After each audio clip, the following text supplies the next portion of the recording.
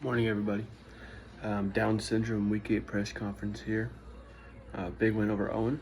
Big scoring week, which is nice. Finally got a highest score without having to compete for Mikey, so that's bad. That's good news, sorry. First, we'll start with Geno. Very disappointing ball game, probably his most disappointing of the year. The Bills absolutely shit on them. Without the deep threat and DK, their offense was very underwhelming and threw under the sticks a lot, so hopefully you can get DK back one more good performance before his bye. Bo Nix, yes, it's against the Panthers, but still Bo Nix is exactly what I needed. Quietly had a great year for the Donks, putting up better stats every single week, so I need him to stay healthy and keep finding the end zone without turning the ball over. He had 29 points, by the way. Brian Robinson, 8 points. Shitty game between the Bears and Commanders. Only going to remember him for that Hail Mary, but it was terrible before that. Needed him to find the end zone, but he couldn't, so hopefully he'll bounce back next week. Derrick Henry, lowest touch count of the year after being ran like a train. He still got 14 points, still found the end zone, and the Browns win, so not mad about it. CeeDee Lamb, 33, finally went nuclear, finally got over the 100-yard mark. Took him to like the third or fourth quarter, but can't complain. 2 huge play touchdowns towards the end. I think that's kind of what saved me actually from beating Owen. If he had like a 10-point performance, I would not have won, so finally he steps up for me. Ladd McConkey, 26. Huge game. Chargers #1 now. It seems like their passing game's been unlocked a little bit because Herbert's had really good passing game the last couple weeks, so good sign for McConkey's fantasy status. Ridley, 17.6. I'm pretty sure he had 15 of these points in the first quarter, but it's promising that the Titans aren't just trying to get him the ball, they actually are getting him the ball, so we'll see if Levis or Rudolph's back in there this week. Kittle, 21.8, just dominating this year's tight end group pretty obviously. Finds the end zone, goes over 100 yards for the first time. Just a huge part of that offense, so he'll continue to be a big part. Judy, 10.4, best performance of his year, still not great. Famous Jameis slinging the pill. It's just different dynamic for the Browns. He's still the most experienced and #1 wide receiver. Chiefs defense at 15. They had 5 sacks and a fourth quarter fumble recovery that kind of helped a little bit. Very solid performance. Always get cooked on the first drive, but after that we're good. Butker, 10 points, no misses. A.J. Cole only punted twice. Trevor Lawrence had 23 points, over 300 yards passing, and a rushing touchdown. Wandale wasn't great. Downs, 20%, and the biggest Downs play of the week. Third straight week of me messing him up. Auden had a huge game, 25 points, #1 target for Baker in the air, it looks like. Justice Hill is a pass blocker, and he can't even do that very well. And hurt, I had Pacheco, Deontay Johnson, who I required, who's now a Raven, and DK Metcalf.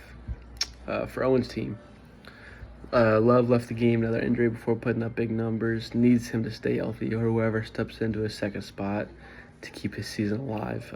Brock Purdy, quality game, had a throwing touchdown to Kittle, rushed a touchdown at the end, so not a better performance from the middle schooler. Jacobs had a huge game especially after Love went out. 25 carries, 127 and 2 touchdowns. Puka, his first game back, he looked great, didn't seem to lose a step. Zay Flowers, 7 for 115, but now he's got Deontay Johnson to worry about, so it'll be interesting to see how it affects him. Tank Dell, save performance. He's going to be the #1 target for the Texans in this upcoming week, and slide into Stephon Diggs' role, obviously. Kincaid had a very similar performance to the Tank, but as a tight end, you have to ask him to get in the end zone, and that's what he did. Javonte Williams didn't find the end zone, cooled off after 30 points last week, so Broncos D had 2 sacks and 2 interceptions against the Panthers, but still almost gave up 300 yards. Hayball scored 18, Cool only got 6. Herbert turned a corner. Keon Coleman looks better with Amari Cooper. The rest of the bench needs some help, but Dobbs had a good performance. He needs Love to stay healthy. Hockenson and Juju were hurt. Around the NFFL, Jesse won a shootout, moves to 6-2. Rodgers looked better. Kirko's being Kirko. Williams dominating A-Chain is a very good running back room. His receivers were all kind of average this week, but he still won by 30, so that's a good sign. Harrison lost it, moved to 3-5. Double-digit performance from pretty much everybody. And Njoku looks really good. Baker did not lose a step without his weapons, so he'll be all right. Alex got a big win, 4th of his last 5, moved to 4-4.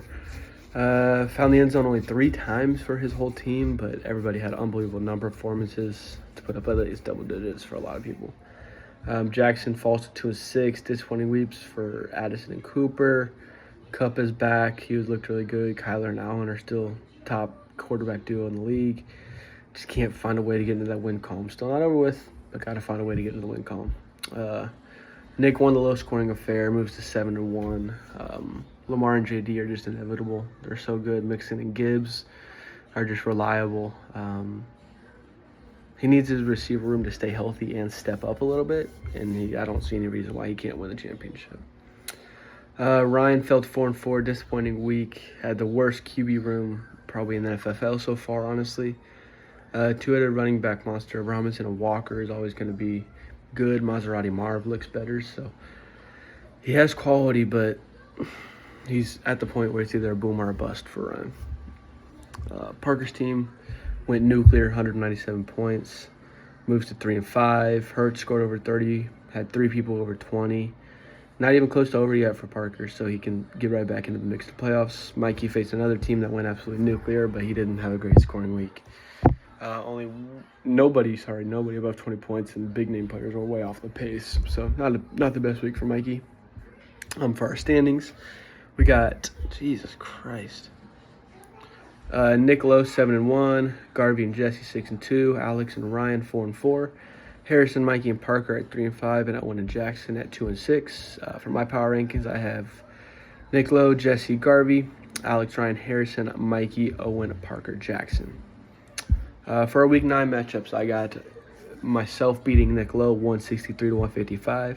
I got Ryan beating Owen 158-140. I got Harrison beating Mikey 130-127. I got Jesse beating Alex 147-143. And Jackson beating Parker 145-126. Congrats to everybody that won. Sorry to everybody that lost. Go Chiefs.